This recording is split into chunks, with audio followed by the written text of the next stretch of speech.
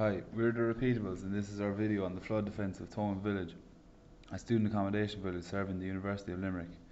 In the trigger that we were given, we had a choice of two options. One was to design an earth dam to protect Thomond Village, and the other was to design a retention pond to provide UL campus with a sustainable grey water supply. We chose option 1, which contained the following criteria: to cater for the rise in water levels and increased frequency of flooding in the area, and to ensure that the berm retains the water without any significant seepage loss or failure. Two issues were also raised by the client which we had to take into consideration. These were to investigate the possibility of swelling soils in the new site location and to ensure the design respects the aesthetic and amenity value of the campus. Foundation soils which are expansive will heave and cause lifting of our berm during periods of high moisture. Conversely, during periods of falling soil moisture, expansive soil will collapse and can result in the settlement of a berm. Either way, the damage can be extensive. Depending upon the supply of moisture in the ground, shrink swell soils will experience changes in volume of up to 30% or more. This will lead to an increased permeability, which eventually leads to the failure of the dam. Shrinking and swelling soils can also lead to the slope collapse of a berm. Looking into the original designs of Thomond Village, we found out that the ground level of the apartment blocks was raised 2 metres above the existing site level, which formed inlets in between the apartments, allowing water to flow in and out with the tides. Our berm is 3 metres high, which puts the top of it at 1 metre over the ground level of the apartments, preventing any future flooding. Through research, we identified a list of possible failure modes of our berm design. In identifying all possible failure modes, we then went away and did experiments and calculations to figure out if our berm design was adequate enough to withstand the forces causing these failures.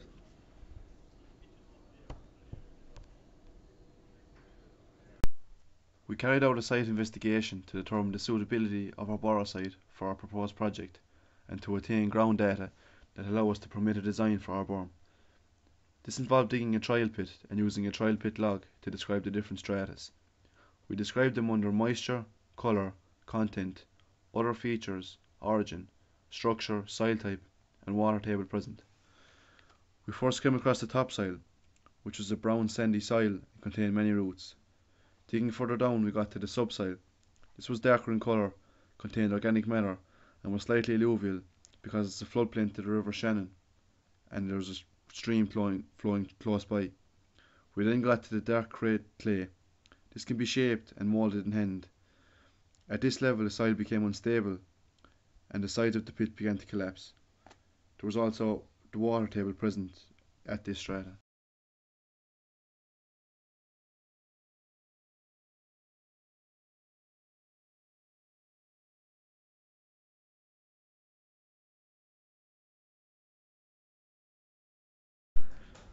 We carry out a sieve analysis test as a means of describing the soil. From the data collected, we plot the log of particle size against percentage. This is known as a grading curve. Then, using British standards for the range of particle sizes, we can describe our soil. We can also calculate the effective size and uniformity coefficient of our soil. A uniformity coefficient greater than 3 gives a well-graded soil. Our own sieve analysis, however, was not an accurate one, as the soil was not broken down into its particles well enough. To do this, we would treat the soil with a deflocculating agent. For example, our curve here represents a poorly graded coarse sand, as the curve is steep and the majority of it lies in the coarse sand region. We carried out a Proctor test to determine the optimum water content for our soil. The reason we did this was because at this level of saturation we get a maximum dry density. The maximum possible dry density at a given water content will have 0 air voids. As water is added to a soil, the particles become lubricated, thereby increasing the density. However, at a certain point, the pore water pressure tends to push the particles apart, and as the water content increases from this point on, the density decreases. In the lab, we compacted soil in a mould at different water contents using a rammer, as shown here, and weighed their individual masses.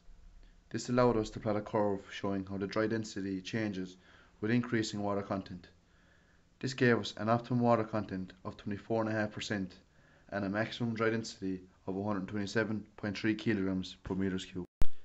A difficulty involved in compaction tests are the times taken up in measuring water contents of the test samples. We don't need to do this, however, for a moisture condition value or MCV test. In the lab, we compacted soil in a mould and measured the different depths of penetration. From the results, we get an MCV value, which tells us the compaction effort required to produce near full compaction. As shown here in the graph, we take the value corresponding to a change in penetration of 5 mm and multiplying its log by 10, which gives us a value of 13.8. We first looked at the weight of the berm itself to work out the bearing it has on the soil below.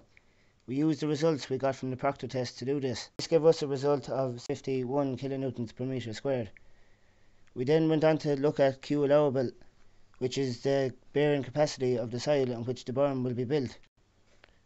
First of all, we got the plastic limit. We had 4 different results for this, and we used the average of the 4 tests. This gave us a plastic limit of 22.002%. We then went on to get the liquid limit of our soil. This is the moisture content of the soil where it changes from plastic to a liquid behaviour. The liquid limit of a soil is the moisture content expressed as a percentage of the mass of oven-dried soil at the boundary between the liquid and plastic states. It is determined by when the moisture content becomes consistent. So we got the average moisture content of the 4 results, and we divided this by the average mass of dry soil, and this gave us a percentage of 39.9%. From these 2 results, we were able to get the plastic index and liquid index. So we bring these values back into the formula that we have for the bearing capacity for the soil beneath the berm, which gives us 239.36 kilonewton metre squared of bearing capacity, where a unit weight acting down on a metre squared is 51 kilonewtons per metre squared. This gives us a safety factor of 4.7 to 1.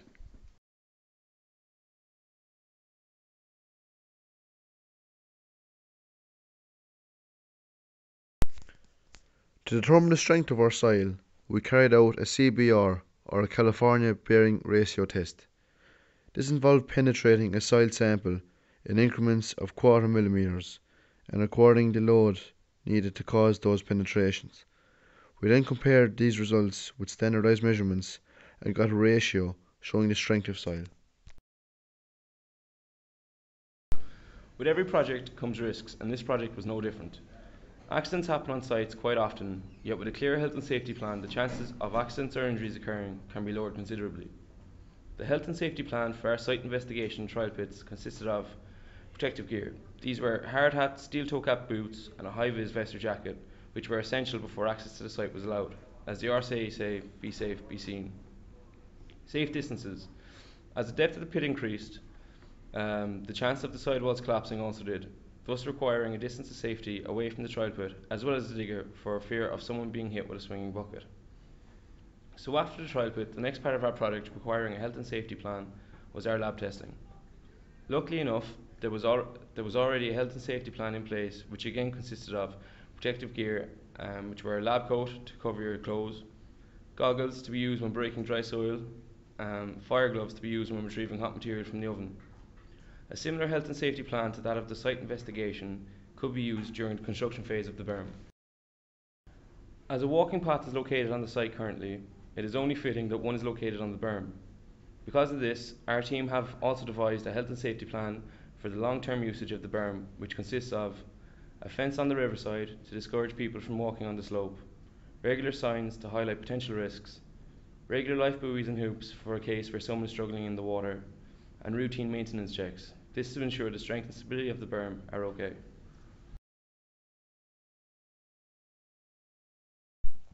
While on the topic of costs, our group decided to estimate the potential cost of moving the soil from our trial pit site to the berm's final location. We estimated the volume of soil needed, as well as the time taken for a dumper to transport the soil. We then found the rental cost of a JCB, 2 dumpers and 3 rollers, plus wages of their drivers, coming to a final potential estimated cost of €17,580.